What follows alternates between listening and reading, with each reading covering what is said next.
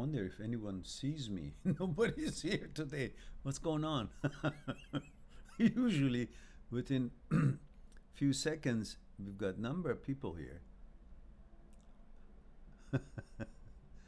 And you guys who are watching, don't be shy. Just come on in.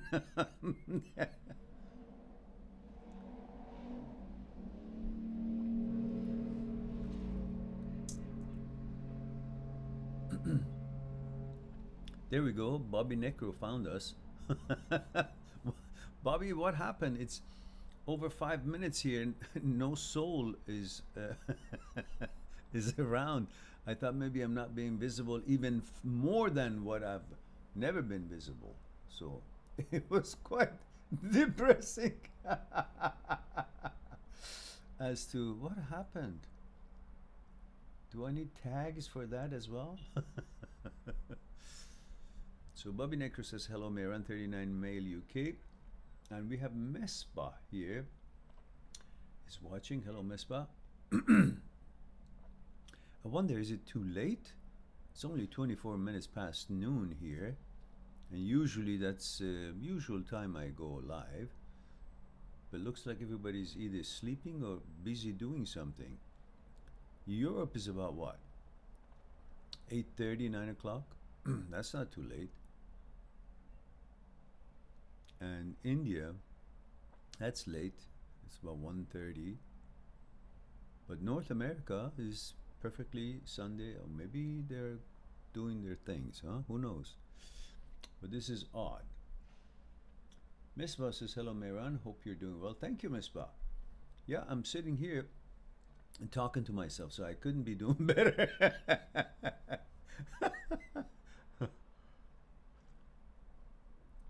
But you see, talking to yourself is good as long as you don't respond to yourself. Then it could be some kind of a problem that you might want to focus on. Al says, 24 Male India.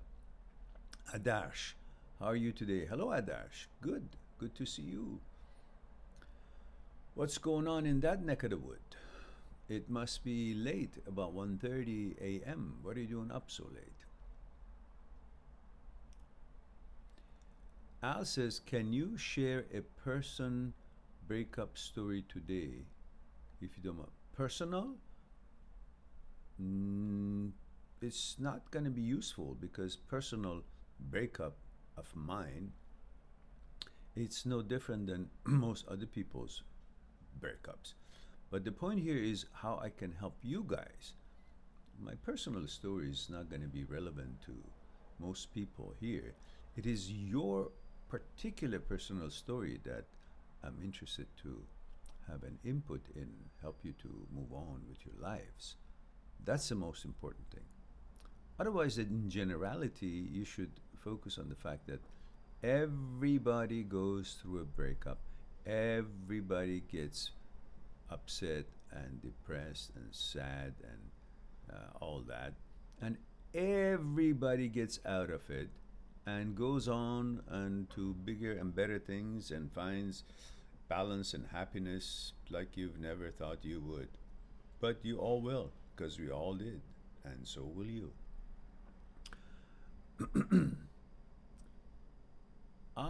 There we go.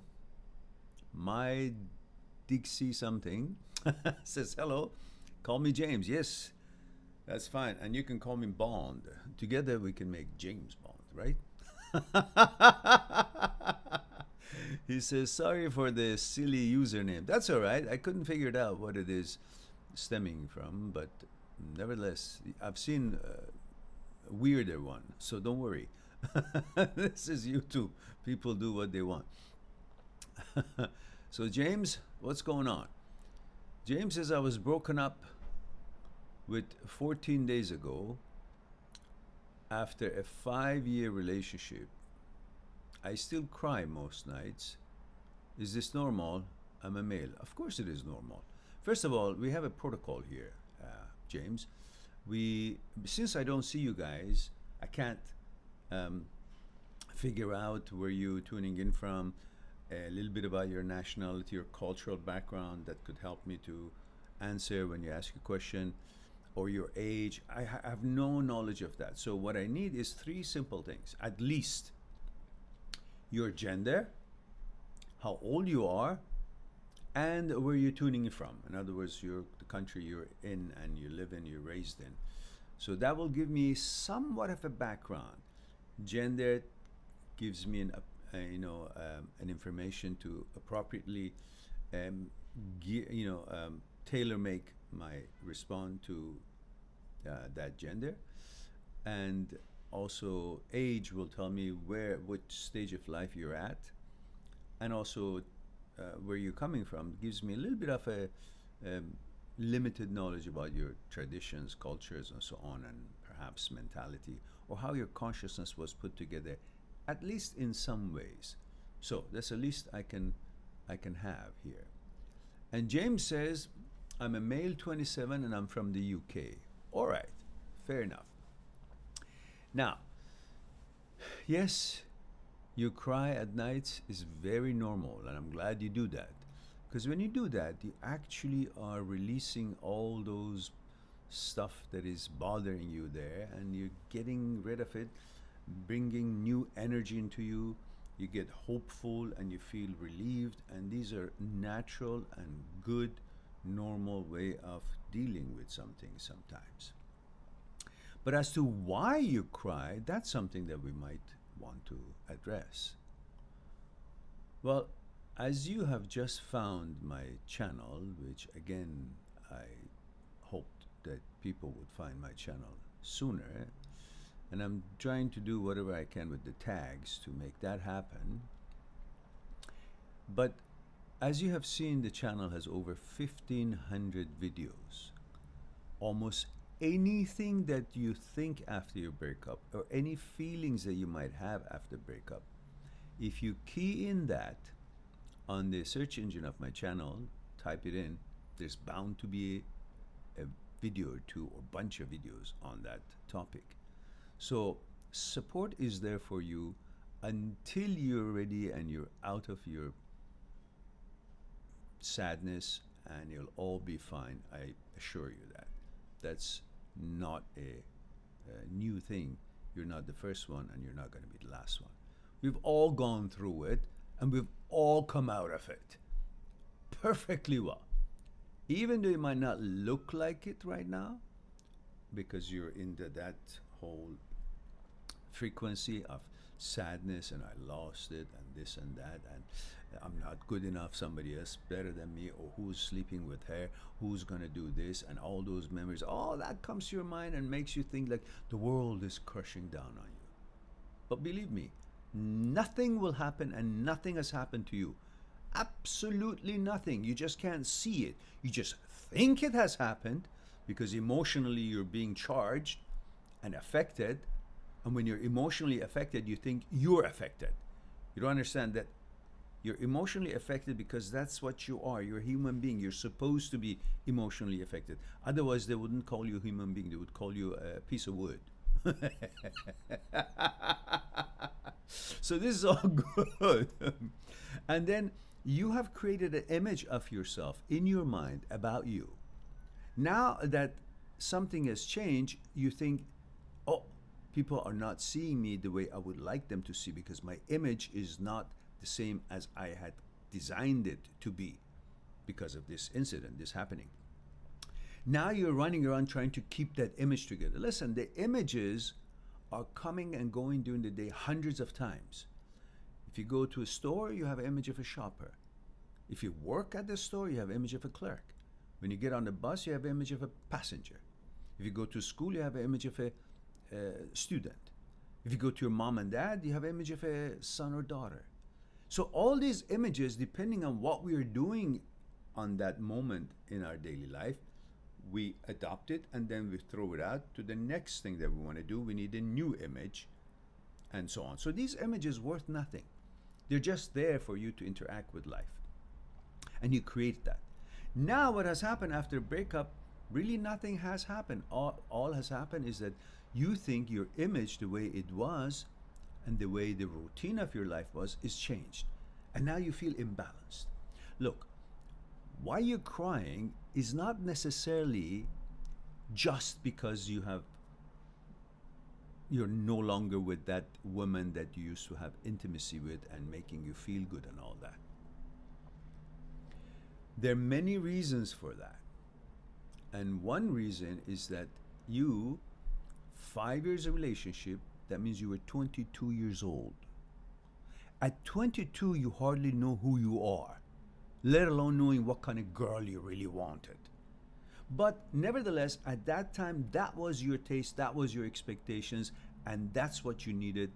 And you got involved with this girl, and you went through 5 years of growing up together. Now, in this 5 years, you have changed tremendously.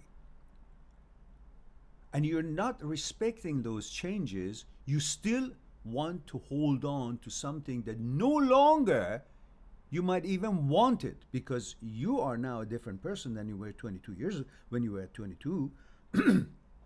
So according to that, we are dynamic consciousnesses. We are not just physical body. We go through dynamic changes in our consciousness. And through those changes, we become who we are when we change from what we are to something else. And you've made those changes through this 5 years, but you're also, through those 5 years, gotten used to how things were. See, right now, those changes are actually telling you, I really not necessarily think this is the right girl. Obviously, that is the case between both of you. That's why you guys are no longer together. But you want to not pay attention to facts that you're changed, and this girl not necessarily is the right girl for you anymore. But you want to sacrifice this attention, this fact, for keeping status quo, keeping how things were. Why? Because we human beings are always looking for an order, a routine. Because in the routine and in the order of how things are, our mind finds security.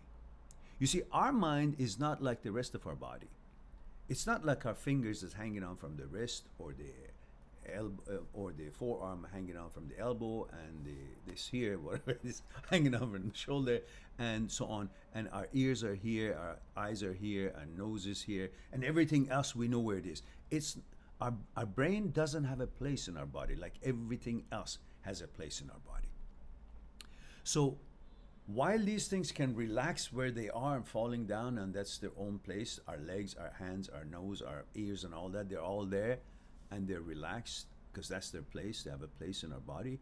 The mind doesn't have a place in the body, and it's trying to find a place to be occupied, not to be like a gypsy running around different places.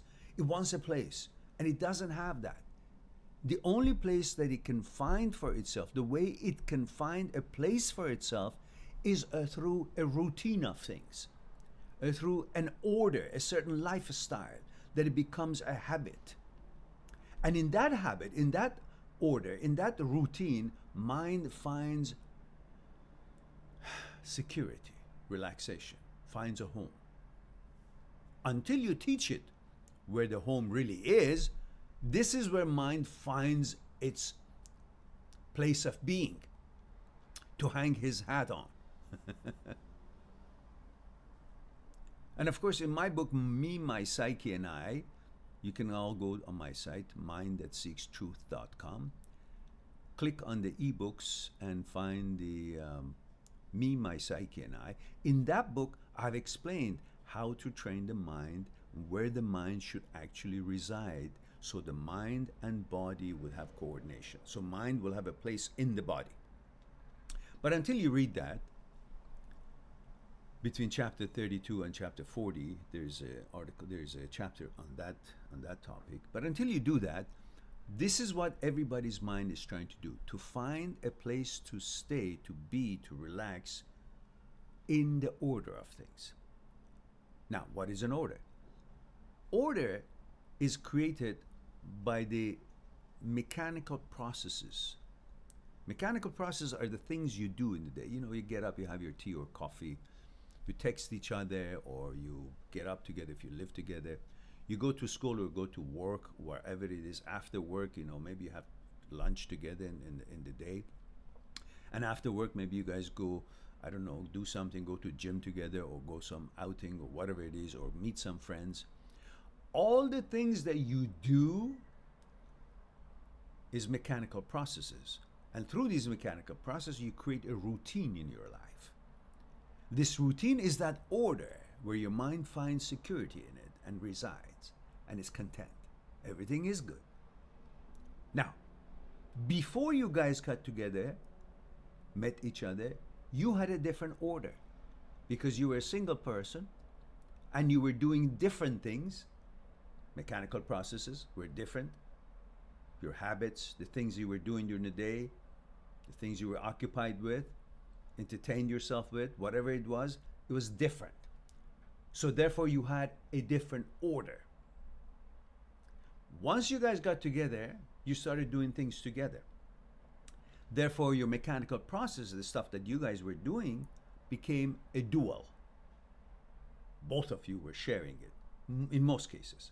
Still you had some of the other stuff that you were doing on your own, but in most cases, those stuff became a shared stuff that you guys were doing it together. Together you were doing stuff.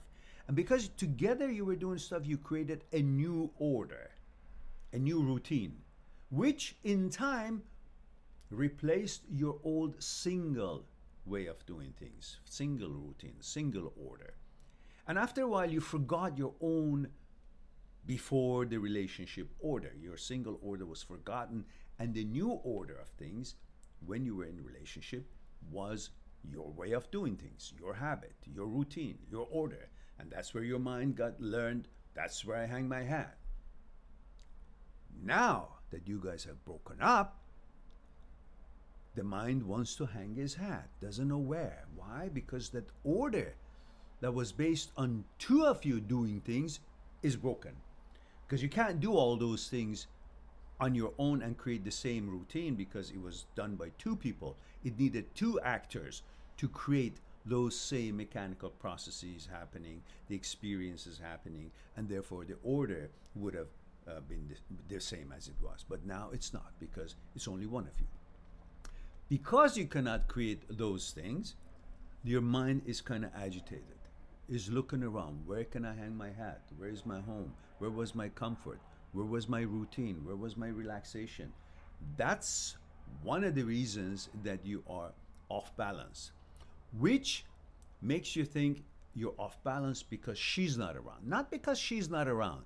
Not necessarily. Of course, it's got something to do with that, definitely. But it's because the order of things has kind of gone upside down. And that's where the problem is, and you feel depressed, things are not the same, and you cry, which is fine. But you gotta recognize that you're 27 years old, a different person. At age 22, you hardly knew yourself, and you chose a girl. Well, we all do, because appropriate to our age, we get involved with someone. And this girl was your choice. But this girl is no longer can be your choice because you have changed and she has changed. And through these 5 years, your consciousness, experiences, expectations, and all that have changed. It doesn't mean she's bad or you're no longer good or somebody is better than you. None of that shit.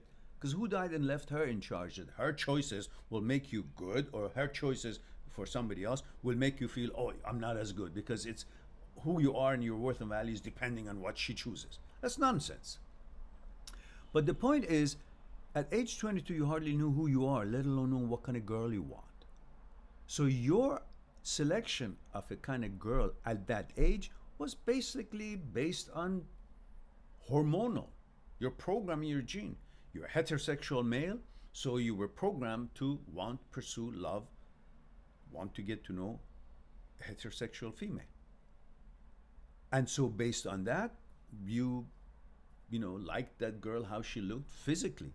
You hardly know how her consciousness was put together, who she is. So you really didn't select your girlfriend based on who she is, which is all her dogmas, nationalities, religions, and things she's learned and she's been experienced and exposed to, the teachers she's met, the parents and all that, all the books she read and everything else she experienced was exposed to is what had created her consciousness. Same thing for you. All that same stuff for you created your consciousness. So you guys didn't get together based on knowing each other's consciousness at that age. You got together because you saw, she's got nice pair of legs, or she's got nice looking face, and you liked her hair, or whatever it was that you liked about her, or just the fact that she was a female and you're programmed to be attracted to that. You didn't go any further than that. It was all, about intimacy and, how a heterosexual male and a female are. They're attracted to each other. Not because they know about each other's minds and compatibility and consciousness, because they just are designed to be attracted to each other for procreation. So you chose her on those bases. But were they the right basis for a long-lasting relationship? No, because you don't make a relationship or keep a relationship based on your looks or your fitness or your body and all that, and each other's body. You build a relationship based on compatibility on the consciousness level. And at that age, you had no idea what consciousness was, let alone knowing if you guys are compatible or not. Now through these things, whatever it was, you guys seem to hit it off at that time. So to a point, you guys kind of tried to compromise or found yourself compatible on consciousness level because you were just both pretty much very young people, haven't really developed the way you would have developed later, which it is now. So you made it work. But through the time, your consciousnesses were changing and hers were changing. And now you're a different person.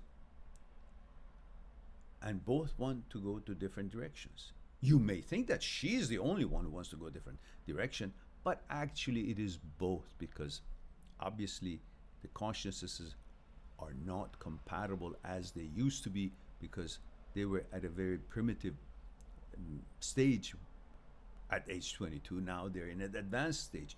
You guys think there are other things that you want to experience in life, your own personal thing, not necessarily be with somebody else, just personal thing. And if she cannot find and fulfill that on her own, she would then think, well, the things that I'm not achieving in life, it's not my responsibility, it's,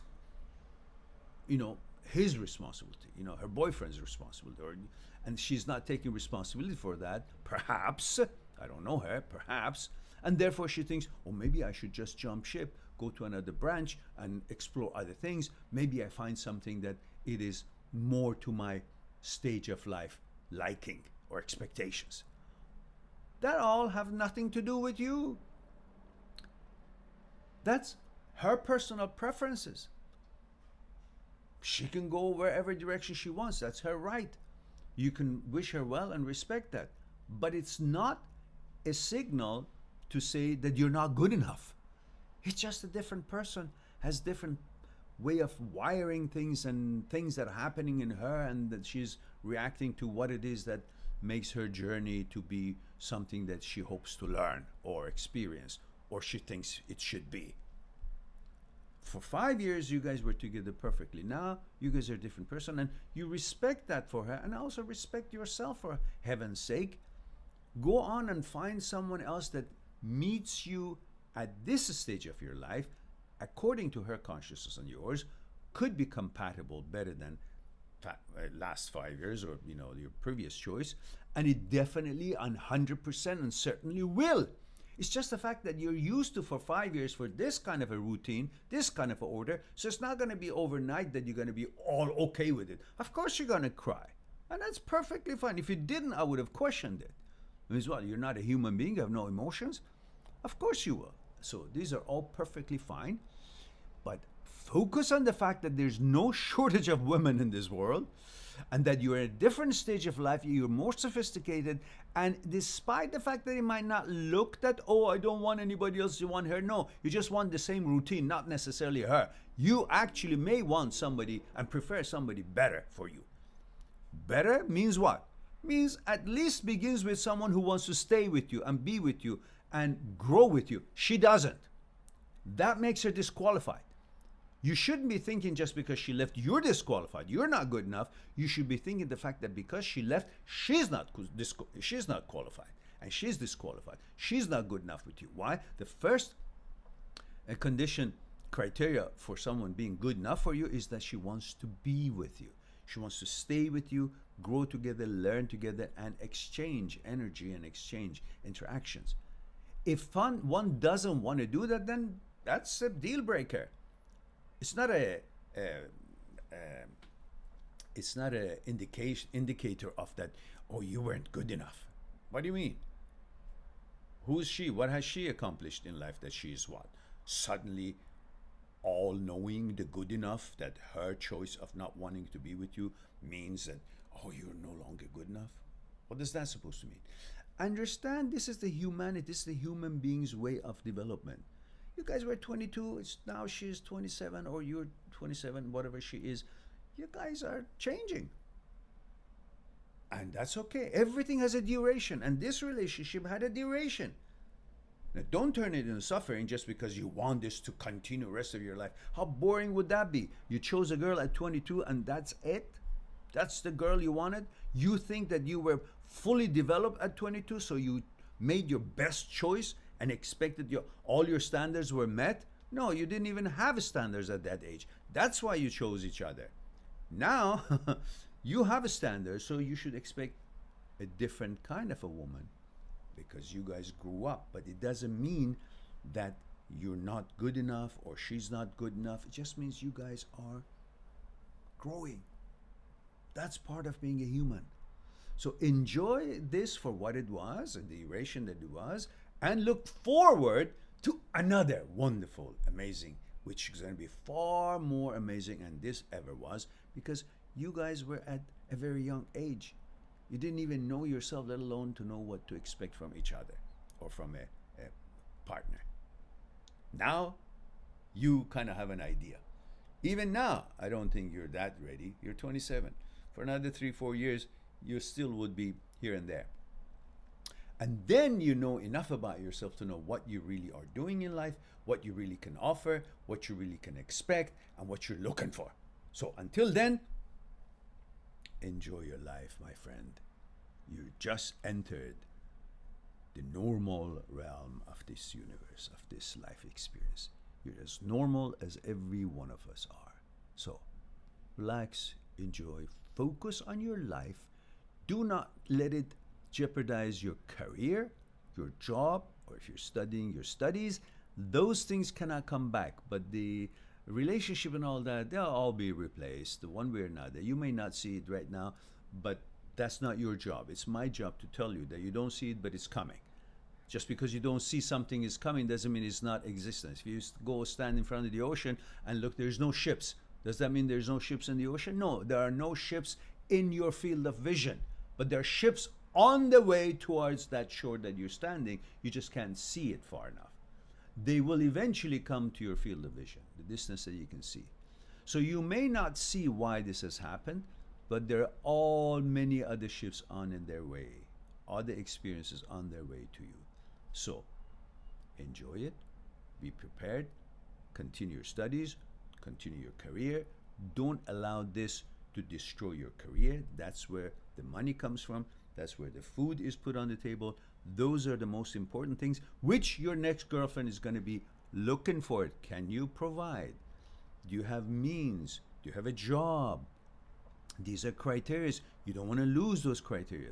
Focus on that. Build a life, and you'll be more sought after than you can ever imagine. Build yourself. This is the time. Focus on your life. Do not allow it to damage what it is most precious in life, which is your sustainability, independence, and don't allow these emotions get you down to the point that you will jeopardize all those opportunities that you should be attending, your duties and responsibilities. And everything will be fine. I guarantee you that. All right. Now, that was a long one. You sure got your money's worth, didn't you?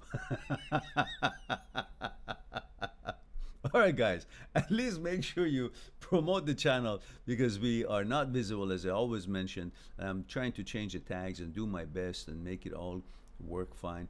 But in the meantime, I need you guys to share the videos in your social media. I need you guys to talk with the people that you know, whether they're in the media, television, radio, or I don't know, sites, and help them to understand what we do here. Maybe they want to do an interview with us. Maybe they want to do an article on our channel. Or if you guys having a chat room, a Reddit, or this and that, talk about this channel and promote us and let people know so we can help other people, more people, and also grow and have more subscribers and make it economically viable for me to be able to spend more time and effort and travel around and meet people and put workshops and help people in more tangible way. I hope that would be something you will not forget, at least the help you can give this channel if you have been benefited from its content. Don't forget to subscribe if you haven't, and if you haven't clicked on like, please do. These are all helpful. And Bobby Necro says, I can't seem to stop wishing for the past and wishing that I could experience sharing and creating memories of my son growing up with his mother. I don't think I love her anymore. I just grieve the loss of family often. Who says you've lost a family? What is your definition of losing? Huh? Then what would you say if your ex, God forbid, would have actually left this earth, like died? That is a little bit more of a loss than what you're really facing, right? If you really love your son, then you will do your best to become the best father you can ever be. Work hard to make money for him and help the mother as well. It doesn't matter who she goes out with, what she does. It doesn't matter. You want her for your son. You don't want her for you anymore. And you shouldn't. More power to you. But you want her for your son. If you love your son must have the benefit of his mother and his father. Talk to your wife and ex-wife and say, please, darling, we obviously are not good together anymore for one reason or another. That doesn't matter. But what is most important is for you to be healthy and happy, and for my son, our son, to be healthy and happy and feel psychologically secure. For that, we need to have some ground rules. Do not bring a boyfriend in front of him. That will confuse him. That will make him feel unsafe. I don't care how much you like that boyfriend, just don't. And I will not bring a girlfriend in front of him because he should not feel that we are replacing the mommy or we're replacing a daddy. These people that you choose, you have certain connection with them maybe, but that is your choice. The child did not choose for us to separate. He should still feel there is a family intact, that there is a mom, there is a dad, and there's one mom and there's one dad. So make that clear. Do not try to replace me. I will not try to replace you, because that may be kind of feeling good for you, for us, in our own little mind, but in reality it's going to harm the child. It's not going to make the child feel as he should feel while growing up. So make clear that his dad is always there behind him, and I will make clear that his mom is always there behind him. This is our duty, to make sure that this child will grow up, even though if we have failed in our fulfillment of the duty we have when we make a child. We somehow have decided that we are more important than whatever it is that we started to build. That's okay. That's how you see it, that's fine. But let us at least do our obligation and our duty to our child, and not replace and bring all these boyfriends, like a revolving door, or girlfriends for me, revolving door. No. We must be responsible. And together we can make this work. You can have your own personal life, and perhaps I can too. And at the same time, our son will see, wow, it's a strong family, mom and dad always there. And participate in his schooling together or singular, but don't bloody ask her bring a boyfriend to the school, or you don't bring a girlfriend to the school events. Just the two of you.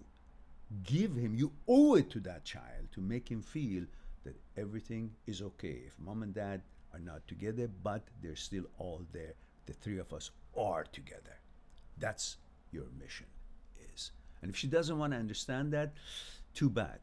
Then you should make sure to get joint custody, that you will have a fair portion of time to spend with your son. That is the most important thing, the upbringing of a child. If two people decide not to be together, that's okay if they want to be that way. But it is not okay to jeopardize the right of your child in order to fulfill your own whatever it is that you think is important for you. The child comes first. There we go. Now, let's go to next question.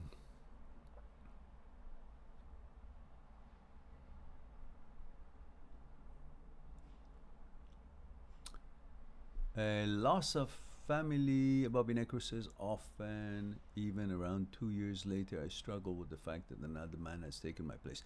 No man ever can ever take your place with the one that is the most important thing. And who's the most important one? Your son, not your wife, not your ex. Your son is, right? Because it was her choice to leave, and therefore she's no longer the most important person in your life. Your son is. So you never will be replaced as long as you are in the game, as far as you are paying full attention to your son, spending enough time with him. Maybe you have joint custody, or however it is that you guys have arranged it. You gotta be there for him. When you're with him, be there for him. Do homework, do things, teach him things, do sports together and be involved. Don't just be there as a babysitter when you're with him. Be there as a dad, as a friend. Play together. Do homeworks together. Go on trips together. Then you will never be replaced, because that, whoever it is in your ex-wife's life, is not a blood father. Can never be you. Ever. If you always focus on putting your child first and spend quality time when you're with your son. See what he needs. Some homework that he doesn't understand, figure it out for him. Do it. Help him. Teach him. Some game he wants to play, he's not that good at it. Well, do it with him. Make him good. Whatever his interests are, within reason, still be a father. You decide what's good for him, what's not good for him. But discuss, have conversation with him, share your mind. Don't sob and cry and all that. Don't talk about his mom and you. Talk about you and him and the world and his future and his life and how he wants to lead his life, what he wants to do, what he should do. Make a plan for him. Make him feel that there is a dad who's got his back and is planning and giving him plans and designs and suggestions and ideas and kudos, and be there for him to give all the kudos that you can. Then you can see not even God can replace you. So don't worry about that. Just do the right thing. Be with him. All right, don't worry. Al says,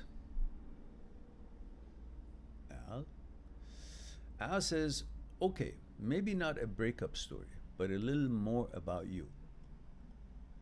What are your other interests? Al, nobody is here interested to know me.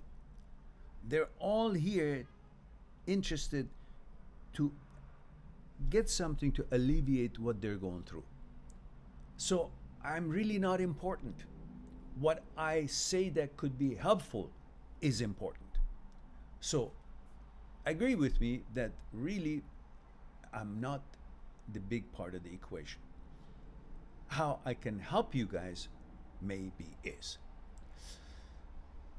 Yusuf says UK 28. Aha. Al says other jobs you took up before writing books, counseling, etc. Well, we have had lots of jobs in our lives, but jobs not always representing who you are and what you want to learn and what you want to be and what you want to accomplish. So you may have jobs for making some money to put food on the table, but you're doing your research and you're doing your ponderings and about the things that this life means to you and how you want to address it, how you want to conduct yourself, and the influences you want to make in this life is at the forefront of every responsible person in this world. And perhaps we all get our real shape and form through that kind of a attitude. And I was no different than anybody else. And I thought, these are the things that I want to accomplish through my learnings and research and all that. So here we are.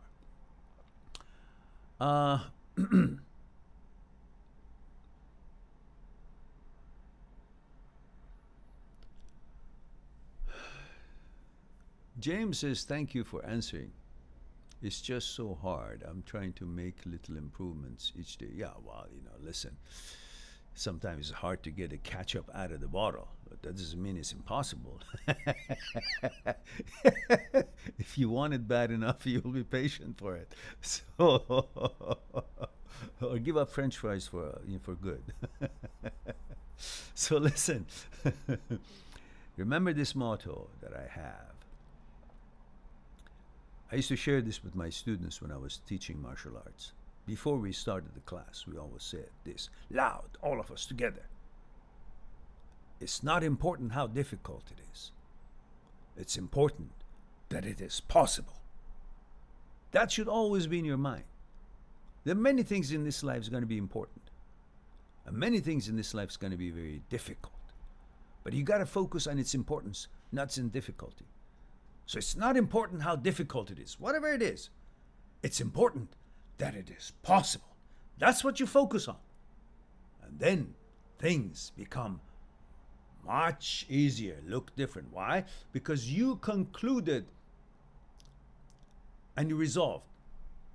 You settled on the fact that the possibility of something, the importance of something, it's got priority to how difficult it might be. I haven't seen anything in this life that's been easy for me or for anybody else that was worth going after. So everything is difficult, and we're supposed to give it up because something is difficult. Well, none of us, even as human race, would be where we are with all the comforts and the advancements that we have achieved. Everything is difficult, but we should not focus on how difficult it is, but focus on that it is possible. So, on that note, let's go on to Achilles 25. That's Antoine. Says, hello, master, mentor, friend. Antoine here, 52, male, Los Angeles. I thought you were 51 just yesterday. What happened? Was it your birthday recently? And he says, 52, male, Los Angeles, wishing you blessings as always, and same to you, my dear friend. Blessings to you as always. He says, I'm here for my daily Mehran fix. All right, you're in the right place. And how are you, sir? I always wanted to ask if you still practice martial arts. Well, I practiced martial art for, I don't know, since I was, 20? 19, 20? 20? So this is 43 years. Well, the past few years I haven't been teaching. But the mental part of it is all there. And sometimes I do some, remember the techniques and so on. Sometimes when we just kid around with my son, we just maybe do something. But I haven't taught for a while now. But it's always in my heart, it's always in my mind. I do the shadow exercises, I do. But the most important part of the whole thing is the mind-body coordination, is the connection with the universe, the energy of the universe, the meditation part. The true answer for that question really is yes. Why? Because Aikido is not about just practice in dojo. So you may not be actually going through the exercises as you used to, the regimen that you had.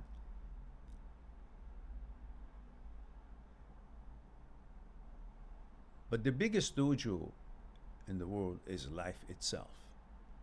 So whatever you learn in Aikido and martial arts, the principles, you apply it on your daily life. So in fact, you're doing the martial arts every day and every single day, every single moment of the day. Because martial arts, it's practices, it's principles. It's not about just 1 hour or 2 hours a day or whenever your dojo has a class. It's supposed to spill over as your personality and character, as your habits of fair play, powering through challenges, principles that you learn. And in this case, mind and body coordination, connection with the universe, understanding the energy of the universe, using it in your daily life, like the Star Wars movie, you know, the Force push and all the other things. You use all that in your daily life every day, every single day, whether you want to study or whether you want to do your job or whether you're doing a sport.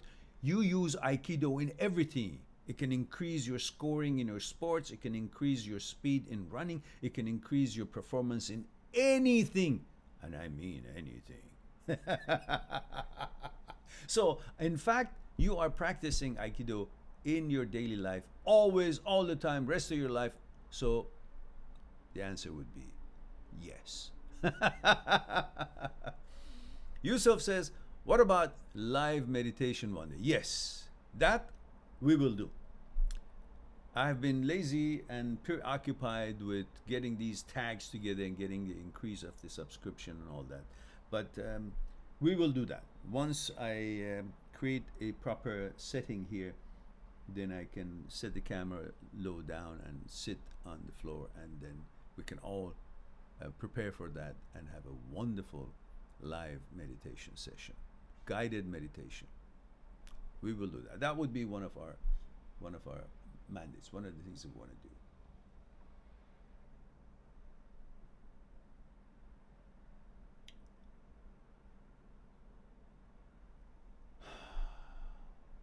Mesbah says, can you define a healthy relationship?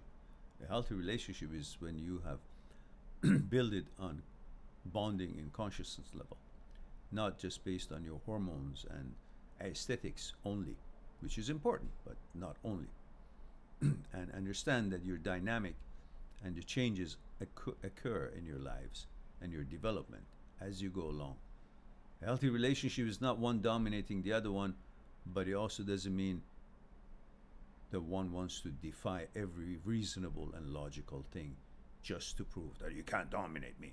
Nobody is dominating anybody in a relationship, but both are adhering to reasonability, logic, and what really represents both of them in a good light for better results, better image, whatever it is that you guys are after. You got to find harmony.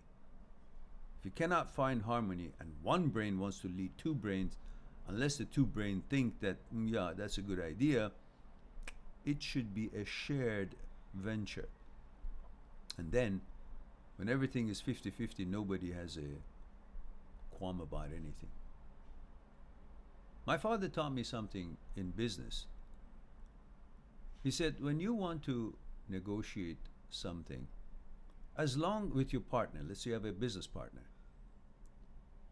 he says, in that business, as long as everything is 50-50, nobody is dissatisfied, nobody's going to have a qualm, nobody's going to say, well, I did more and you got this and you got more, and none of that questions will be there. Just be fair. 50-50 will make things work, and everybody is happy, everybody's getting enough, and nobody is complaining that I'm not getting enough, because it's all fair and equal. So that would perhaps be one of the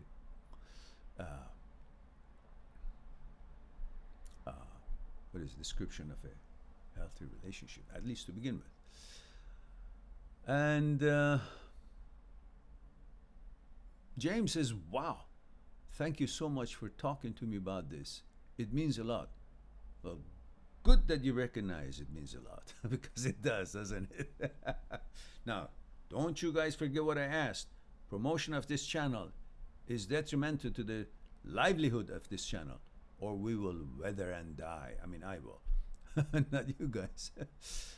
Faland Coco, or Fall and Coco, says, thanks for your videos, sir.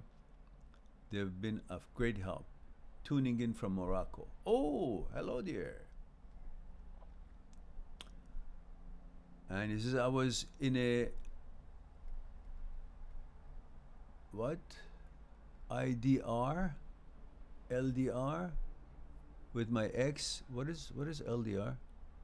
I was in a with my ex for hey, what happened, guys, what happened to the protocol? Gender, age, and where you're tuning in from. So Fall and Coco, I know you're from Morocco, but gender and age. Same thing for Yusuf. And Dixie, James, did you also? Oh, yeah, James is 27 from UK. Okay, we got that one.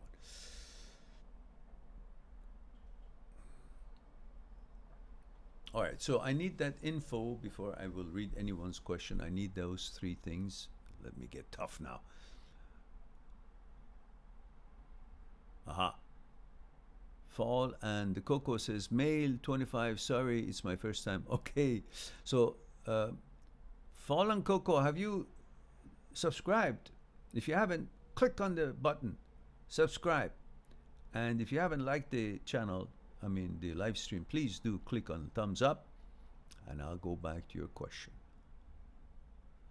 David, thank you, says LDR means long distance relationship. Thank you for that. Appreciate it. There's my dictionary here. Wunderbar. See, that's a cooperative channel here.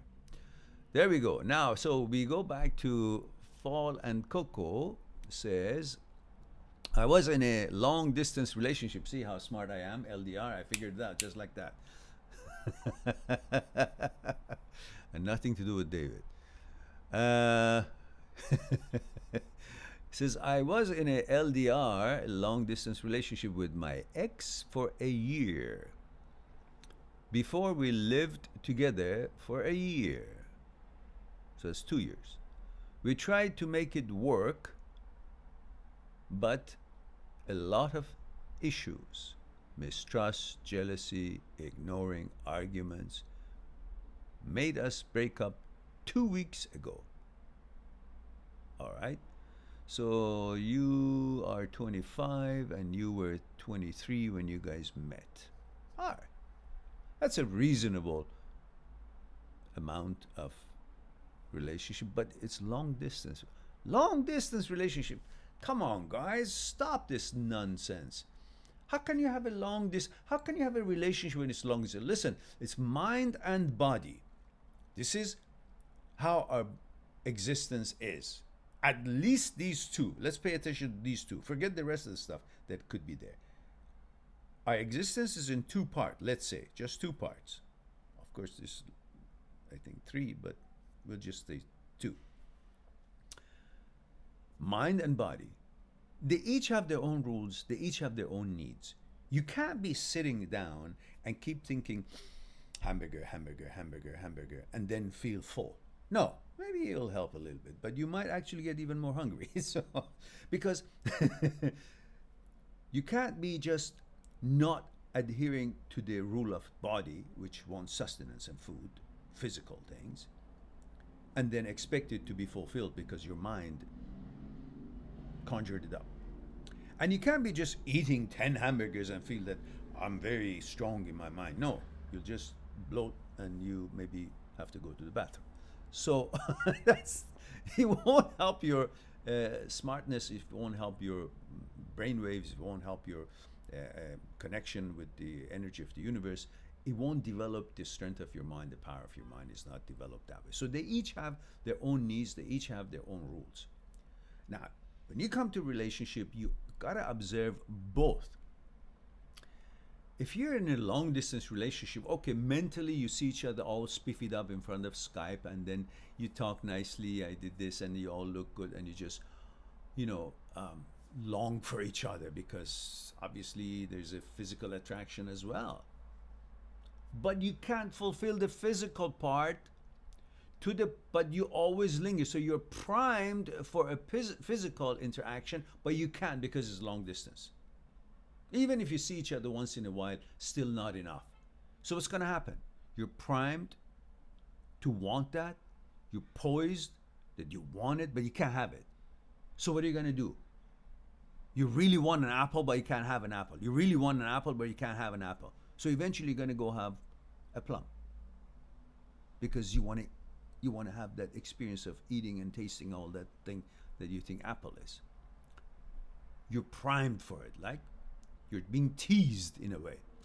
So eventually you feel that need of wanting your partner close by. Things that you want to do physically, not just on Skype, and mentally being perhaps compromising or finding compatibility. But you also long for that physical presence, which is not available, even though you guys might like each other quite a bit. So eventually you settle for someone who's in town, that you can actually go for tea, go to a movie, because these are physical needs, which is important to your physical portion of your entity. You can't be denying it's a long distance relationship. What does that mean? So you're going to say, therefore, it's half of the relationship. So what's the other half going to do? Well, eventually, it's no different than if you guys are in the same town and you have found a girlfriend for yourselves, and then you guys are having it, physically you're compatible, you have intimacy, and you go here and there, but you're always finding things that are not common in your mind. You're always arguing. Argument is not coming because of the physical interaction necessarily. It's mostly coming because your mental incompatibility or, differences or challenges, right? So what's going to happen? Even if you're in the same town and you have all kinds of physical activities and time you spend with each other, you may break up. Why? Because you couldn't be compatible on the consciousness level, on your personality, on your persona, on your center, and you will separate. Same thing happens here. If you are in long distance relationship and mentally you're satisfactory to each other or support each other, whatever it is, but there's no physical connection, that's missing. So eventually, because part is missing, just like the part that you were in the same town, but the mental connection was missing, you got divorced, or you got separated, or you broke up. Same thing happens here. Mentally, maybe you guys are communicating, but physically it's not there. Therefore, because of that lack of connection and activity, you guys end up breaking up. On top of that, you're telling me that you guys were, mostly, and it would cause you all that jealousy and all that because you're not fulfilling the whole entirety of the expectations in a relationship, the physical and mental connections. So, in my opinion, the long distance relationships most often, if not 99.99%, won't work. The fact that you're settling for a long distance relationship is because you haven't found anybody nearby. Others, who's crazy to say, okay, this lovely girl nearby, I'm having compatibility with, and she looks the way I expect, and she likes me too, but I'm gonna let her go because I have a long distance relationship that I think is pretty good too. Would you do that? Never. But often you do let go the long distance relationship for the one that is available, right? This is the kind of an urgency that each person feels, and unless they have what they're looking for in the same town, they won't go for a long distance relationship. And when they are in a long distance relationship, they're going to miss certain things that is not included in that relationship, and they end up settling for something maybe even less interesting, but it is good enough because she's in town or he's in town, and they can have a kind of a overall complete interaction. Now, Fallen Coco says, I broke up with her many times, telling her I was fed up with her changes in behavior, not enough texting, hanging with other guys, etc. See, that's what happens, and it's normal. You can't blame her. She's a human being. What, did you make an angel out of her?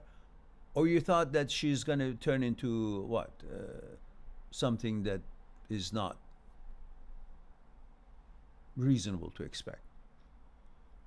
She told me she loved me, but she can't do this anymore. Yeah, of course it's reasonable.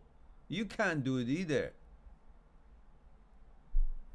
She's a world-class athlete, actually #1 in the world, so she can get any man she wants.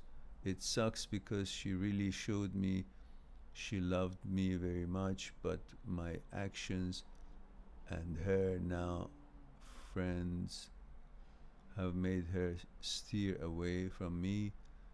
So if someone can be steered away from you by friends, that someone is no longer qualified to be with you. Isn't that a good catch? You want someone strong, someone that you can rely on. Regardless of what kind of waves around and what kind of mosquitoes around, she won't be affected. But if she is, that means that's not a quality you're looking. I don't care if she's world-class athlete or world-class asshole. Either way, it has to be a compatible thing, not because, oh, she's a PhD in this, or he's a scientist, and therefore that means nothing. I don't care what they have accomplished in their professional life. What are they doing with you? How are they affecting positively your life, the quality of your life? I'm not looking for a philosopher. I'm looking for a woman who I can connect with, treat each other well, and grow together and ponder together, experience life together, and see how unselfish and how caring we are toward each other. I don't care if she's a scientist or she's a gardener of some, I don't know, some Japanese artwork. I don't know what to say. Meaning, I don't know, I don't care what she is. All I care is that how we affect each other and what we mean to each other, right? So that's what should be the focus for a relationship. So you are hung up on the fact that she's a world athlete and she's #1. Okay, so what?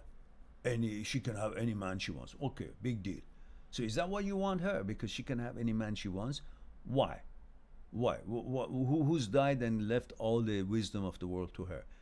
She's a world-class athlete. Okay, so what does that mean? She has a nice fit body, is that what you're saying? So others would want her because of her body. And she is willing to simply use her body to whoever she wants, right? That's very shallow way of describing a woman, because women are far more than their bodies. What's in their head? That's what you're having a relationship with. Women today are far beyond just a catch for intimacy, a body. They're an entity of smartness, intelligence, capabilities, and bring so much to one's life if they're the right candidate and compatible with you. And you got to judge them based on their qualifications, not just based on their physical attributes. You got to judge them based on their capabilities. And their capability is far higher than what it was 50,000 years ago, that they were just looked upon as piece of meat, and how pretty they were. You can't live with pretty. You can't build a relationship with pretty. You got to have these criterias to choose a better consciousness. Who is that woman that you want to live with? What kind of consciousness does she have? And if she is of today's woman, then she got to be respected for who she is, not because how she looks like. Because how she looks like is not her responsibility. It's not because of what she has accomplished. It's not her accomplishment. She looks like because she looks like. She was born that way. But what has she made out of that physical entity through this journey of life? What has she turned herself into? Who has she become? That's the one that you're having a relationship. The who, the center, the consciousness. And then you have to have higher expectations from women today, because women today is highly qualified, pleasantly smart, highly efficient and capable, intelligent. So why would you demean women by thinking that you shouldn't expect all these higher expectations from them, standards from them? And you should only focus on the fact she's a number one athlete. So what? I can't live with her trophies. I gotta see what does she bring to life, down to earth. Okay, that body, okay. 100 times you experience sexual intercourse, but you still have arguments and dissatisfactions and disagreements because you're all pulled in different ways, and you both eventually learn to respect each other's wishes and differences and move on and find something compatible that can build a life on it, not just build pleasure on it. You can never build a life based on pleasure. While everything you go after in this life is because of pleasure, but you should not limit yourself that your life experience would be just because pleasure of one kind. All right. There's a lot more to this discussion about pleasure, and it is a very fascinating topic that maybe someday I'll make a video on it.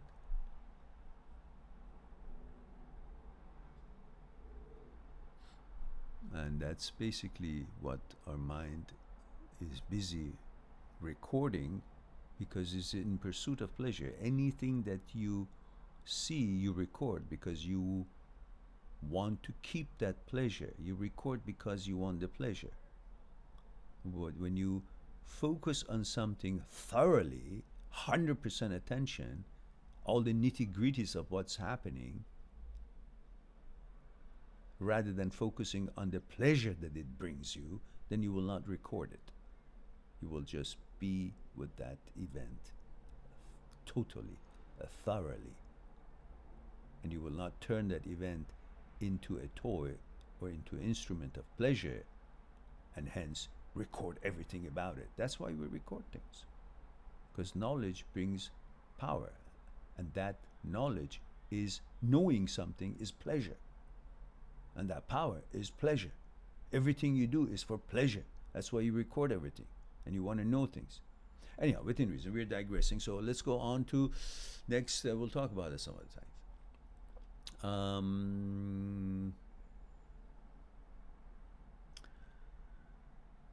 All right. And says, made her steer away from me. She texted me on her birthday last week when she was drunk, said, I love you. When I asked her, she said she was drunk and over us. Okay. I told her, don't ever text me again. Did I mess up? No, you didn't. What do you mean mess up? You're sucking up to what? Her trophy? Leave it. That's it. That's her decision. Respect it. Wish her well, and respect yourself. Wish yourself as well. You know. All right. Remember, you're choosing a girlfriend, not a trophy. You're not getting a horse. Oh, it's a very good horse, so I want to buy it so I can win races. No, you're getting a partner, a girlfriend, based on what she brings to your life, what you bring to her life, equal sharing of bringing attention and kindness and being able to grow and develop together and build something. So what she has accomplished in her life is for her, great, and you can be proud of it too. But what you accomplish in your life is also, it's for you. and she can also be proud of you. But those are not the reasons that you guys should be getting together. The reasons to get together is compatibility, how you personally treat each other, and willing to build something, and on an exclusive basis, as strong as you guys go. All right, let's go to David. Says, hello, Mehran, $24 mail. Thank you very much. And James says, that's really a good point. Actually, I don't remember what point it was. It's too long ago. He says, I think I will let go and accept it. Good for you, James. And James says, thank you. You're quite welcome. How so? Tope? Okay. Says hello, and then he says, remember guys, please, protocol, let me know where you are, who you are, what your gender is, how old you are, where you're tuning in from. Don't just write me something. It's something out of the blue. It's like, I'm not trying to be scolding you at all, guys. Don't take me wrong. But if you look at it, it's kind of a disrespectful way to talk to someone without introducing yourself, right? The screen name doesn't tell me, nothing. So I want to know a little bit about you when you come onto the live talk, just as you see my face and my name and everything else that you can get from my introductions here, from the things I've written and typed in and whatnot. Well, at least don't you think it would be also nice for me to know a little bit about you? Basically, three things: gender, age, and where you're tuning in from. Tells me a little bit, or at least shows a nice, friendly courtesy. And I'm not saying you guys are being disrespectful at all. No, I'm just saying if you look at it that way, then it will remind you that say something about you before you say something more. And because I don't even know how to say your gender. Is it he, she, whatever your gender is? I can't even know it. So therefore, it's very impersonal. And he or she says, you're absolutely right. Okay, thank you. And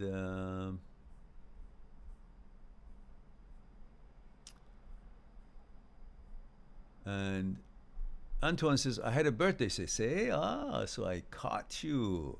I'm in the best shape of my life and feeling great. God is good. I got the best present no one can give me, my health. Wunderbar. Happy birthday to you, Antoine, and wish you at least another 52 years of health and happiness. Okay. And so we go back to Fallen Coco says, male 25, sorry, it's my first time, no problems. We got that one. And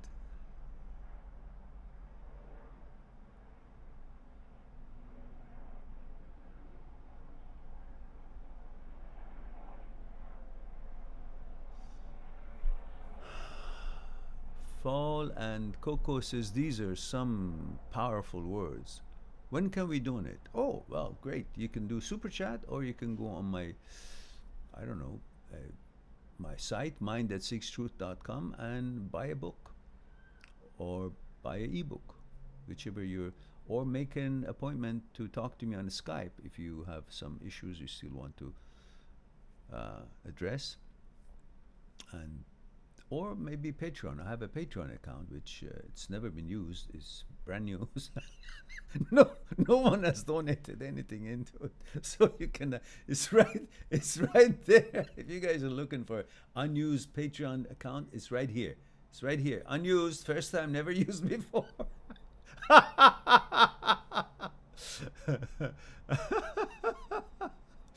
It says to support the channel right there on the description, guys.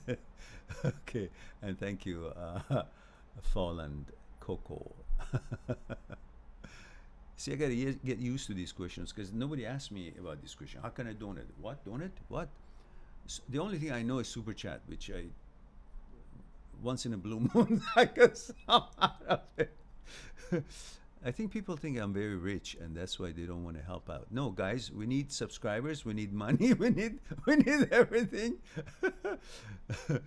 Emmanuel says, Emmanuel says, hello, my horse trainer. Hope you're doing well. Thank you very much. Appreciate it, Emmanuel. How are you? Emmanuel says, one of two. How can I know if I'm too demanding to find a high quality girl? When you know what you're looking for is not available. That's easy. As you know, good girls don't appear all the time, and two of two. So I don't want to lose the chances I have in front of me. Otherwise, it may be too late.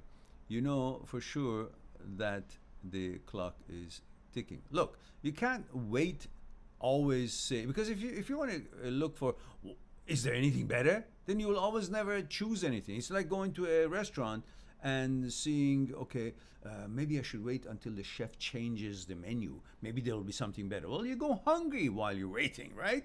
And it will never come, and you will never even find something tastier than the menu that is in front of you, or the smorgasbord table that you're standing in front of it. So don't wait. If it's palatable, if it's clean, if it's decent, just eat up. And the same thing with relationship. If you found someone who you're compatible with, you're kind to each other, you help each other, you communicate well, and try to compromise and respect each other, trust each other, and do whatever it takes to make that happen, then what are you waiting for? For what? What's the other person's degree of being better than this one? Not in consciousness, obviously, because you have all that here. So she's going to have what? And maybe nicer figure a little bit? And what are you going to do when you make a relationship with that one, the nicer figure one, let's say, and then she gets she goes out of shape? It's time to go for another one again, because you should know that you build relationship based on the persona, the personality, the center, the consciousness. That is where the relationships can make or break, pretty much regardless to a point of the fitness level. That's expected, everybody to take care of their health and be fit as much as they can. But what if you are both fit and compatible mentally as well? Unconscious level, you bond, and then a year or so into the relationship, one of you or both of you go out of shape. Is it suddenly now you got to look for something better? Is that what your definition of better is? If you understand the point, then you will know what to do. What to do is base your relationship on solid ground, which is the consciousness. And then encourage each other to also stay in good shape. All right, let's go on to, and Emmanuel says, Boston 27 male. Thank you for that.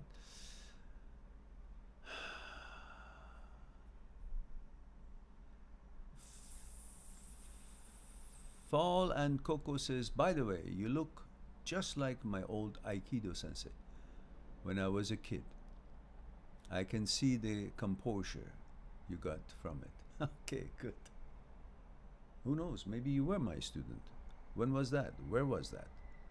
Are you in Vancouver?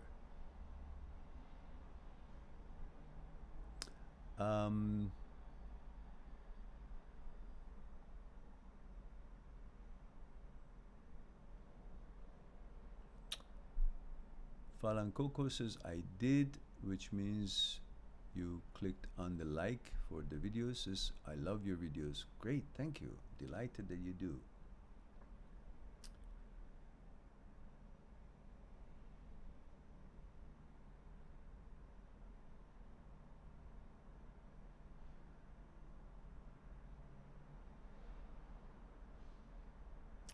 Fallen Coco says, I'll get an ebook for starters then. Ah, very good. Thank you very much. I appreciate it. And if you're going to get one ebook, not three of them, the ones that you need, then I suggest you get Me, My Psyche, and I. Me, My Psyche, and I. There's another book. It's a thinner book. Me, My Psyche, and I is 360 pages. And the other book that I highly recommend for the ones who have unwanted thoughts in their heads. Thoughts that, the book is called Transient Thoughts on Me. These are thoughts that appear in your head and you didn't invite them, you didn't want them. You don't know why they're there. How did they come about? And then you wonder, what do they mean? Their presence in my head, does it mean that they define me? I'm that what I'm thinking? Why are they there? What to do with them? How to manage them? Where do they come from? What are they? That's the book that I have on a site called Transient Thoughts and Me. So if someone has a question on that topic, then you might want to get that book too. That's a very unique book, but it's the cheapest book of the three. And of course, all other books in print are available. I write a note for you and sign it and send it. Shipping is included, but they're heavy, so they're expensive. $105 and $80 each books. But the ebook of the same book, same pages, are like, I don't know, $6, $7, $8, something like that. So it's very affordable because I want everybody to have it. So obviously it's not going to make me rich, but it makes it possible for everybody from any country and any currency to find it affordable. That's why I invested and made it all into ebooks. So Me, My Psyche, and I is the one I highly recommend for you. Fall and Cocoa, and hope you will enjoy it as thousands others have, and many have let me know for sure that those books, especially Me, My Psyche, and I, are really good. Well, enough blowing my own horn. Let's go and see what's going on here. So let's go back to where we were.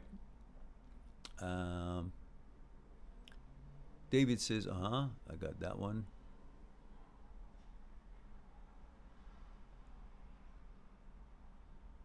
And TM says, when on a date with a girl I like, been texting and seem interested, planned our next date. Problem I'm having is she never initiates text.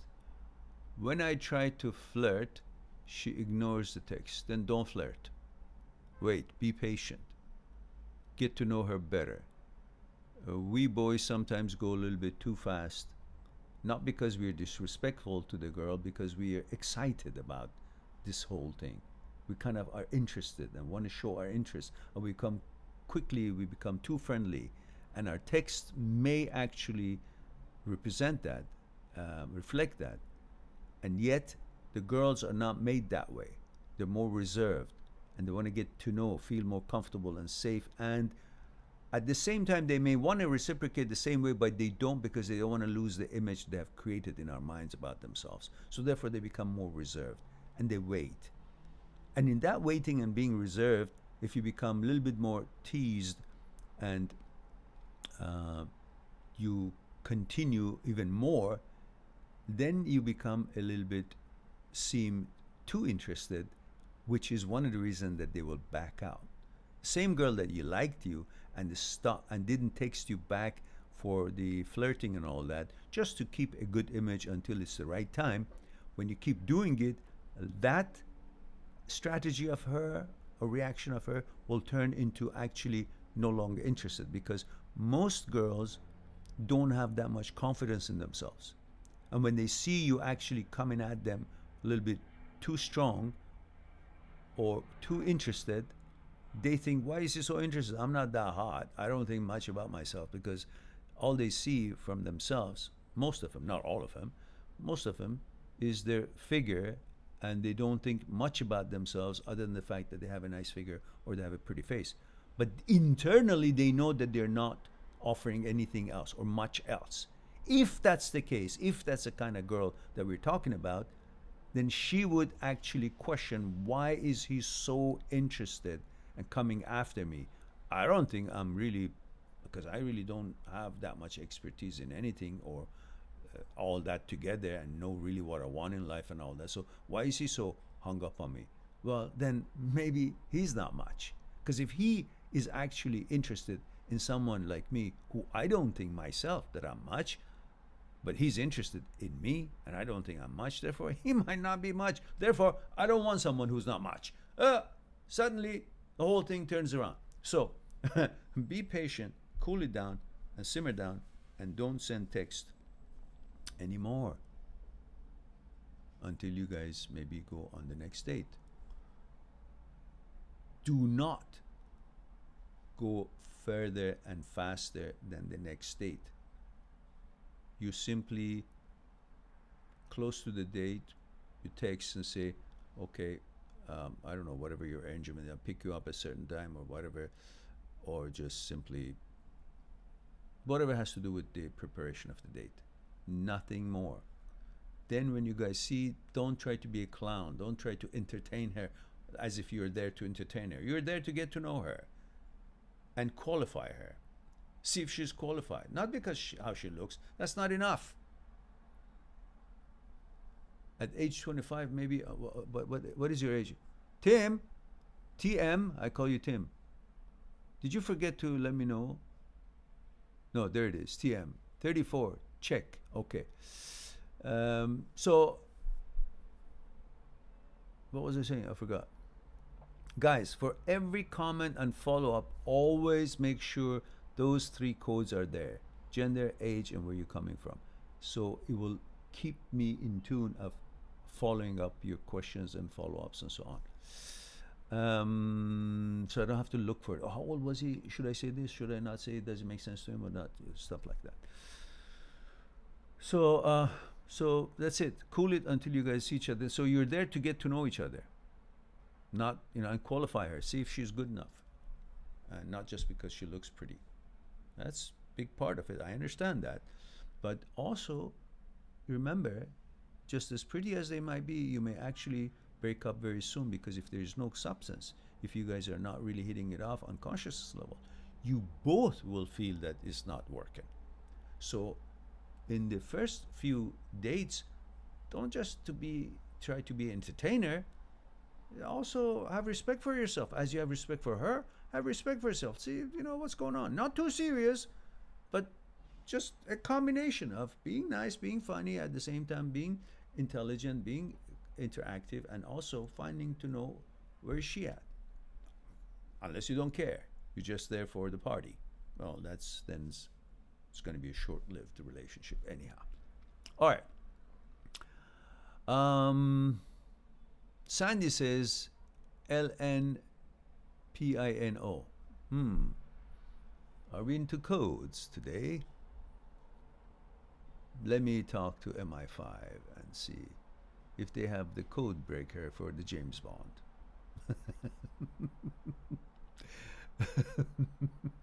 Or is it you're talking to someone here with that kind of abbreviation on the thumbnail?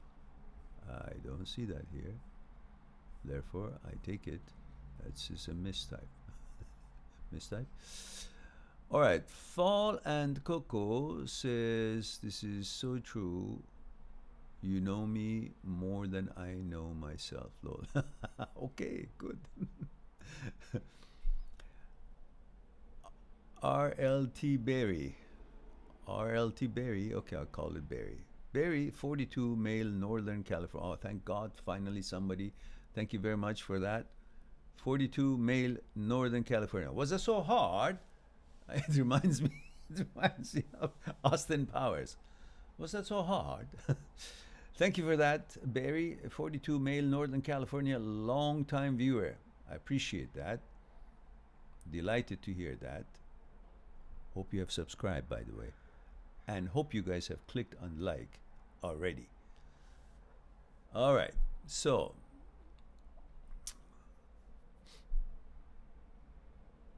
Fallen Coco says, you're so right. Thank you for your wisdom. You're quite welcome. I guess I read that comment before. Achilles 25. Oh, that's Antoine. We already talked about his birthday.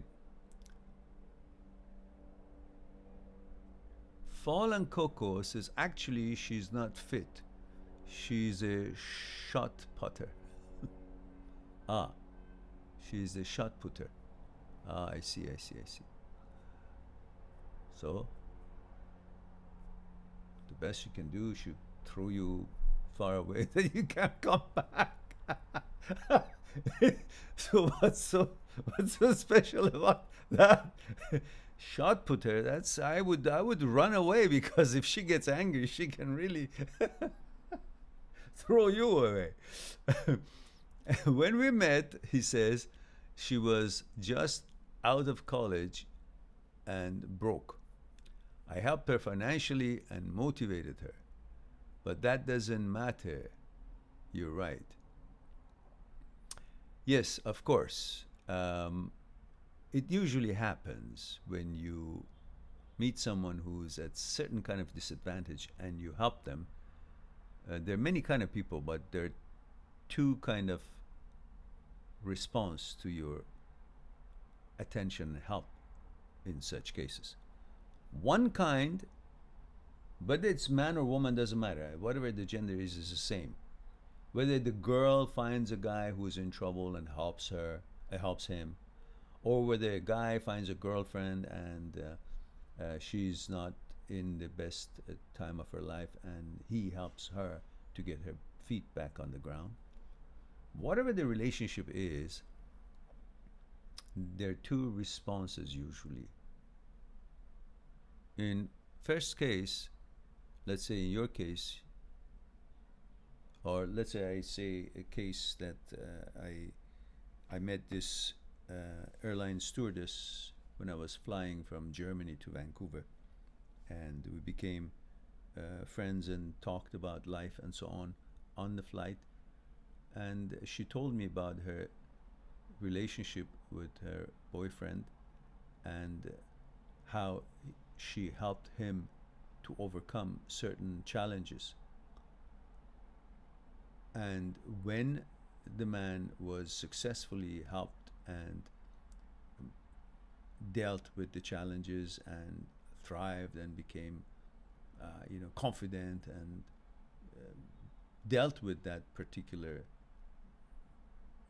challenge, the response to her, instead of appreciation and loving attention and bonding stronger because of her attention and care and the selfless helpful nature of hers, instead, because some people reciprocate properly, which would be with care and love and appreciation and loyalty and bonding further and a happy continuation of their relationship.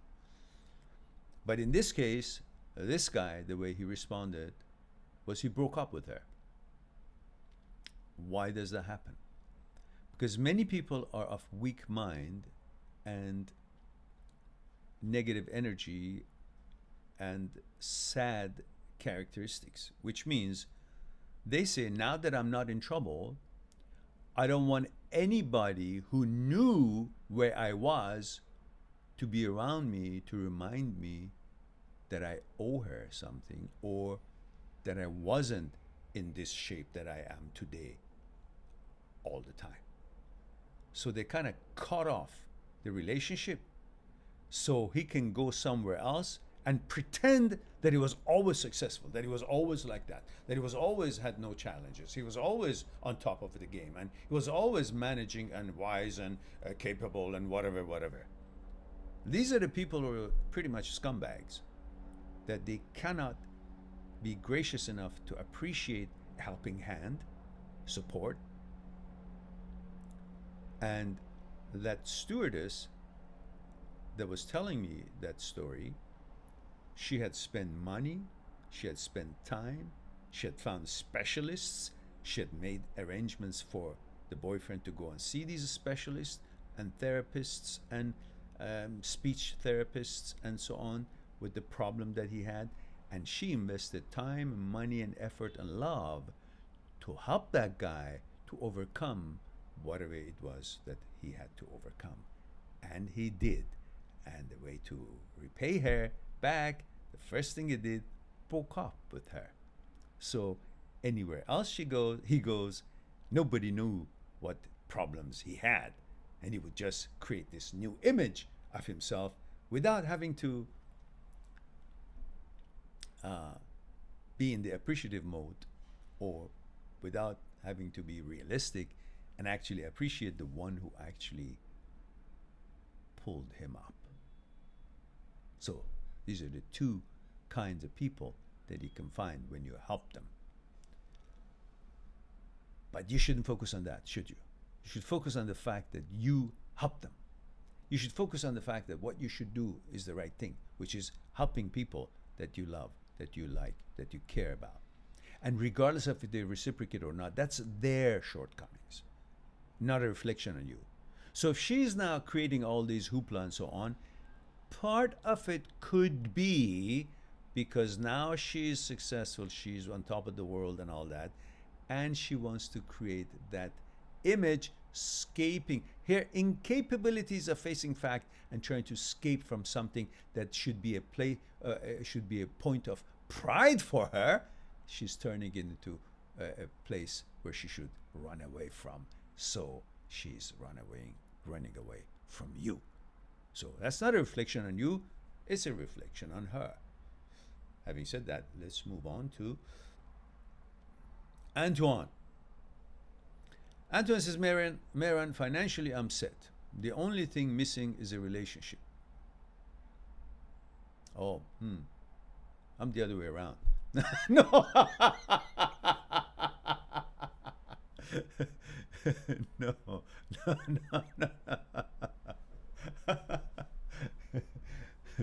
Well, listen, my friend, if you're financially set, what the hell is there to want anymore?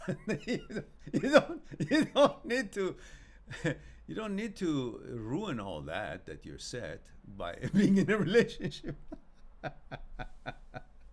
Let me guys tell you a joke. How many guys wanna hear a joke? Just say yes right away, fast, before the moment is gone. How many want to hear a joke or not? One yes, that's it? That's it? One yes? Only? There are 12 people here, one yes? That's it? That's two. Only two? That's it? You guys? It's not an auction. There it is. Baktash says yes in Facebook. There we go. Emmanuel, there we go. Okay, now I'm convinced. All right. So Antoine says I'm financially set. And I said, well, what's wrong with you that you want to ruin it all by going into a relationship? So this guy says, Mr. Dadbeh, you got to meet my wife.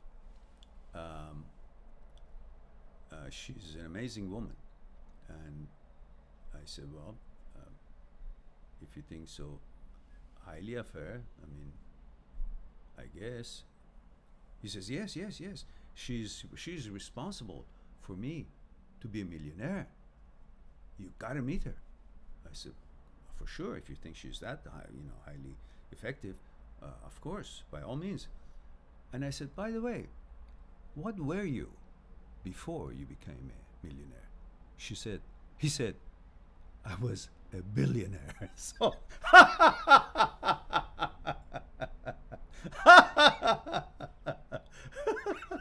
So, so don't be so quick in wanting to have a woman who can make you a millionaire. So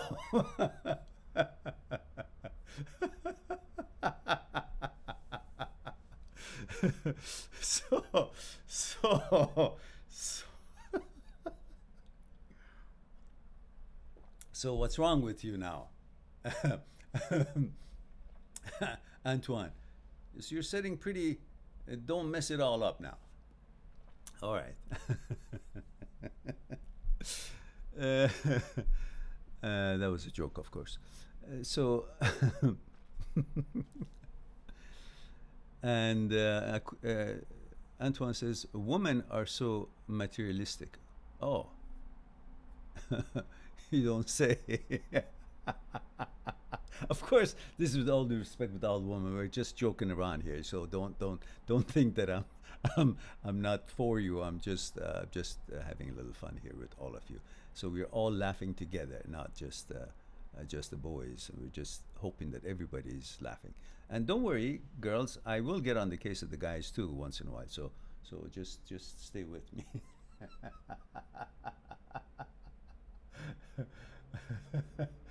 Elizabeth says, very interesting this evening as always. Okay, good. Aman is watching, and therefore, and Baktash also says, ha ha ha, like so many other people here. And so we have, Antoine continues, says, I have 2 cars, my nice car, but I drive the simple one to not stand out. Well, maybe that's why you're not getting the girls. You're taking the wrong car out. Might as well, once in a while, you got to take that one, depending on where you go. Any advice on where to look? My advice is don't look. My advice is focus. Focus on what you're doing. Focus totally on what you're doing. Love your life as you do. Be as successful as you can. Enjoy every minute of your beach. I am 100% sure you're enjoying it, because from what I saw, from the artwork that you do, from the talent that you have, damn, that gift that you have is an amazing. Your work is an amazing work. The galleries should be lining up to get your product, to get your paintings, your creations, presenting it here and there and everywhere. So I would just focus on what you're doing. Through what you're focusing, without expecting to find a woman, find a girlfriend, you just focus on your work, and believe me, before you know it, you will run into the one who is more compatible with you. And so just focus on building your life. Don't look. Because when you're looking, you're going to give up the farm for nothing because of excitement, because you really wanted it so much, because you're focused on fulfilling a desire. Put a damper on that desire. Let it just present itself to you. And then see if both of you are compatible. Then you will see. So don't search. Just live. Enjoy as you have been doing. Continue. Daniel Sia says, Daniel again, 21, male, Netherlands. Hello, Daniel. Good to see you. Just wanted to say hi and thanks again. You're quite welcome, Daniel. You want to thank me? Find another 10,000 subscribers. Just look, guys, if 100 of you finds 10,000 subscribers each, we hit the 10,000. I mean, we hit the million, didn't we? That's right. That's a million. So not a big request, is it? Emmanuel says, could you please send me the link to a sample chapter of the book, Transient Thoughts? I would really appreciate it. Emmanuel, go on my site, go on my site, mindthatseekstruth.com. Go on the ebooks. Right there, there is a button that says Learn More. You click on that, you have the sample chapters. Right there. I hope that's helpful to you. All the sample chapters are right there, where it says Learn More, right underneath the ebook. Fallen Coco says, I'm going to get it. Okay, yeah. Thanks a lot. Okay, good. All right. TM says, thank you for that. I was getting to think that she was not interested. I will back off a bit. Yeah, not a bit. A lot more. Let her miss you. You know, let her miss you a little bit. Let her see that she's losing an opportunity. Not to entice her to be flirty, but just to see that you're just being cordial, you're just being polite, you're just being interested and excited, not that you're overly over yourself. And don't be. Settle down. It'll be okay. You'll find others. Even if this didn't work, not the end of the world, another one. Until you both hit it off, just in the same amount of interest and excitement. Fall and Coco says, this was my way too. I housed her, fed her, motivated her. Then when I went abroad, I spent paychecks after paychecks to fly over to her. But once she got money and it was her turn, she started pulling away. Ah, well, you're lucky, aren't you? Did you want to find this out 2 years from now, or 3 years from now, when you really got serious with each other? So go count your lucky stars that you found this out now. And we've got yes, joke. yes, okay, good. And Michelle Rene says yes, Daniel Shia says yes. Well, I already complied, and I hope you guys liked it. Mehran, you're funny. TM says. Michelle says lol, and Fall and Coco says smiley face. Antoine says the same. Wayne, where have you been, Wayne? I missed your greetings, I guess. I didn't notice you're here. Good to see you here. And they're all having a smiley, so good. We brought a smile in your face. And Achilles, Antoine says, damn, I love your humor. Okay, JB says, lol. And Fall and Coco says, keep it money and Antoine. Oh, yeah, keep make money, Antoine. Keep, that's right. Antoine, no, Daniel says, man, I even gave my ex a link to your videos. I don't even know 1,000 people in total. Okay, we'll take that one as 10,000 of yours. I appreciate that. Antoine says, but I am 52, Mehran. I still love and would love to have kids. Yeah, but do you want to have kids with anyone? No, you want to have kids with the one that you love and is compatible to you, will be a good mother, will be a good wife. You guys can hit it off okay. It's not about having a kid just with anybody. Well, what the hell is that? And I know that you didn't mean it, but just make sure what you say would reflect back as a meaning and set a certain kind of a understanding in your own consciousness and make you actually, without noticing it, buying into the fact that your whole priority is to have kids, which would jeopardize and let you slip when you want to actually go through the selection. How many of you have watched the video that I just uploaded called 5 Most Important Points When Selecting a Girlfriend? I just uploaded it just a couple of days ago. And there's another one that I uploaded yesterday. It's waiting to be published. It's called Why You Want to Know Why She Left You. I think that's a pretty good title. Why You Want to Know Why She Left You. They don't have thumbnails yet because Olga is on holiday, and when she comes back tomorrow in her country, Russia, she will then make those thumbnails and we'll have a thumbnail. But for now, I can't wait to publish it anyhow, so I'm publishing it without the proper thumbnail because I think it's important for people to get these as fast as they can. There's so many videos that are waiting to be released. Every day I'm going to release again back to everyday thing because I just got some time to do the trimmings of all these live talks, which I think they're amazing opportunity for us to have these questions answered and trim them individually and independently so people can, when they search on the search engine, whatever comes to their mind, whatever they're feeling after breakup, and whatever question they may be having about the movement of their mind and so on and so forth, they will find a video individually on that.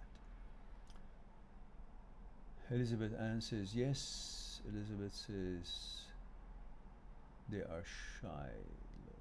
Did I miss something here? Okay.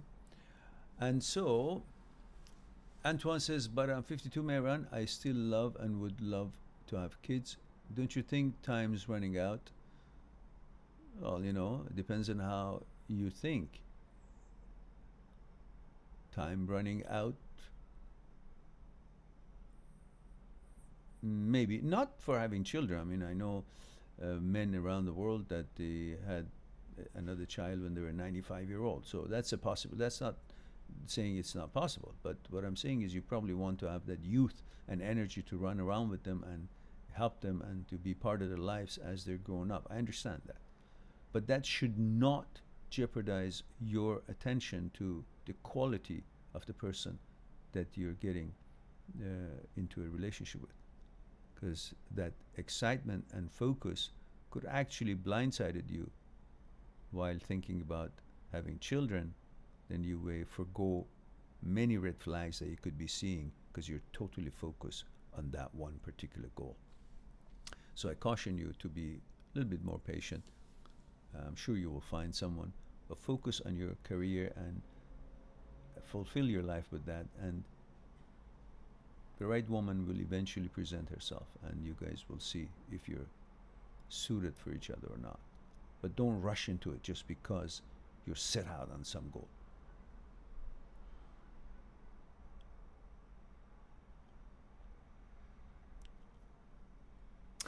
He says getting laid is easy. Yeah, I know. I want something real. Good, good. I'm glad you feel that way. Not just eye candy. All right then. Good. Perfect. Something real to come home to. Oh yes. Wunderbar. Excellent. Good. Yeah. And you will. You will. Just keep doing what you're doing. Okay, guys, this is 1 hour and 55 minutes, which is about 55 minutes more than what we intended to. So in the meantime, so it looks like we've hit all the questions. We have no more questions here. So perhaps we can maybe have another 5 minutes. When I hit 2 hours, then that's the end of that, I guess, for today.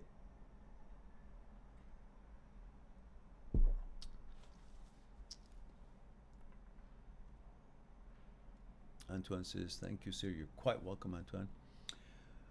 All right, guys, it's time for me to say goodbye. I thank you very much for your time, giving me an opportunity to share a thing or two with you. I love you all, and thank you for being here, making it all possible. Don't forget to share the videos on social media. Help us to grow. However you can find the channel to introduce this channel or introduce me, or if they want to do an interview with me, if they're an entity or an organization of some kind of a medium, I'd appreciate it. In the meantime, I look forward to talk to you again soon. Be good to yourself and to the others, and I'll talk to you soon. Bye for now.